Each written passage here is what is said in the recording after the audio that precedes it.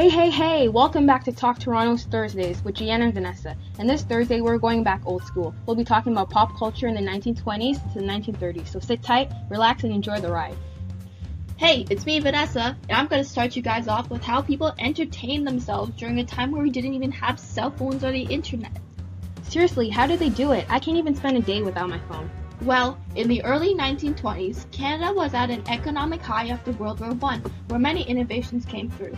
This is often referred to as the Golden Age or the Roaring Twenties, and during this time, the entertainment industry skyrocketed, and many new things were available to people, such as new types of dances like foxtrot or tango. I remember hearing about those. They're a type of ballroom dances, right? Exactly. Ballroom dancing is like the evolution of dance marathons. They were crazy, and they were very competitive and major tests of human endurance. That sounds like hard work. They must have been really determined to win. They sure were. Next, just as how sports is as popular now, it became huge in the 1920s. From basketball or soccer to baseball and even mini golf, everyone could get involved. By the way, Canada didn't have many famous musicians or singers at the time, but for all you Americans out there laughing, remember, basketball was invented by a Canadian. That's right. And in the next decade, during the Great Depression, this time was deemed as the dirty 30s, where life wasn't so good. The economy was down, people were poor and in debt, but to those who could afford it, movie tickets were cheaper and could be a great way to let loose. The Wonderful Wizard of Oz became a huge hit in Canada, even though it was made in America. It was a showcase of film evolution with its 3-strip Technicolor technology and audio with sound effects. With films came the radio, and in the Great Depression, almost 50% of homes had one. That's incredible. And radio shows such as Sherlock Holmes and The Lone Ranger were very popular. Moving on to music, during the 2 decades, it was great as well. For those of us who are old enough to remember, the 20s to 30s was known as the era of jazz. Jazz is a mix of Western and African music. It's composed of improvisationary, complex styles and rhythms. Many musicians didn't know how to read sheet music, so they improvised. Basically, they composed most of their music as they played. One of the most famous bands that emerged in the 1920s was King Oliver's Creole Jazz Band from New Orleans, Louisiana. The band had 9 members, one of which included trumpet and cornet player Louis Armstrong. Boogie Woogie was another genre of music. It was a mix of blues and ragtime. Boogie Woogie music incorporated trilling the treble notes and rolling bass notes. This type of music was filled with lots of energy. Couples could not even waltz to it. New dances such as Charleston, shimmy, tango, and foxtrot were invented. In the 1930s, jazz continued to be the dominant genre. However, blues and swing music began to appear. A popular band called King of Swing was led by American jazz clarinetist Benny Goodman. Popular songs from the 30s include In the Mood, Sing, Sing, Sing,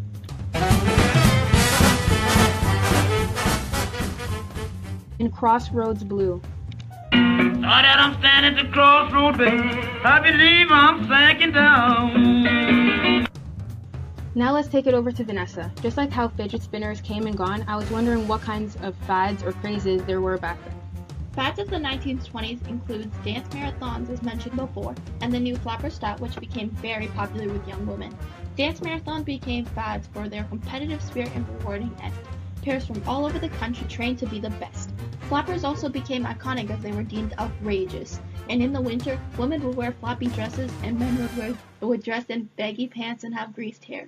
Ooh, the 20s were a time of expression. I like it. Well, that's all short-lived. During the Depression, gambling and Monopoly became fads as well. Many people were unemployed, and so as a way to try and make money, they would gamble, which was very risky. They didn't have much options, did they? Yeah, although when people could no longer afford electricity, they would rely on playing games such as Monopoly. It was a game that really reflected the times. People would buy properties to try and make money, though this was all wishful thinking for many. Enough about this depressing talk. We have a question from our viewers. Was there a Meryl Streep or Channing Tatum of the 1920s? Well, Toronto's very own Mary Pickford won an award for the Oscar's second ever Best Actress in the 1929 for the film Coquette. Foster Hewitt is remembered for his famous phrase on Hockey Night Canada. He shoots, he scores. In 1931, he broadcasted the first game from the Maple Leaf Gardens. Today, Canadians from East Coast to the West Coast enjoy watching Hockey Night. If Foster Hewitt was still around, he would certainly be broadcaster favorite. Moving on to art, Art Deco was a popular style that emerged after World War I. Art Deco incorporated modern-day things such as interior decor, design of building, fashion, and architecture. The Group of Seven was a group of 7 artists, hence the name, and they were founded in Toronto, Ontario in 1920. They became the important Canadian modern artists of the first decades of the 20th century.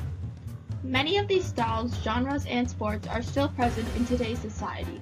You could say they evolved and became even better. For example, though jazz isn't as popular as it was back then, it is still played quite often, and popular dances became used in ballroom dancing today, and it still keeps its competitiveness.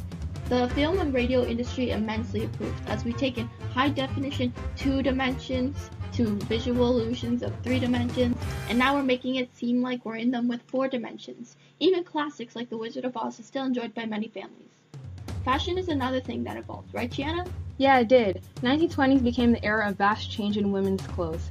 During the mid-1920s, flapper styles soon became the dominant style of clothing. Flappers were famous for their masculine look. Dresses were short and shapeless with uneven hemlines.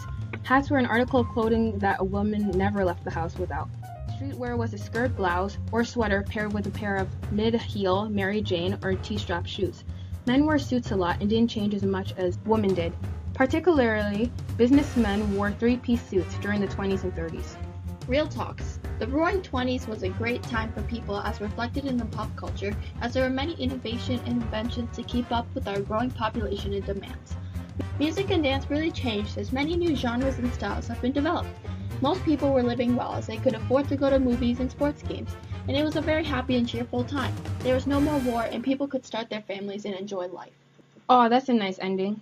Not entirely. As we entered the 30s, everything came crashing down. Literally. The stock market crashed, which crashed the economy, which crashed people's lives. Gambling became popularized as people needed a way to make money. And though there is always a light at the end of the tunnel, people managed to make their lives a little better with some board games and family company. There was a wide variety of lifestyles, and many less fortunate. But people may not have lived as happy as they did in the 1920s, but they made do with what they could. And that's all we have for today. Make sure to stay tuned next week for our next segment. And remember, it's not Thursdays without Talk Toronto.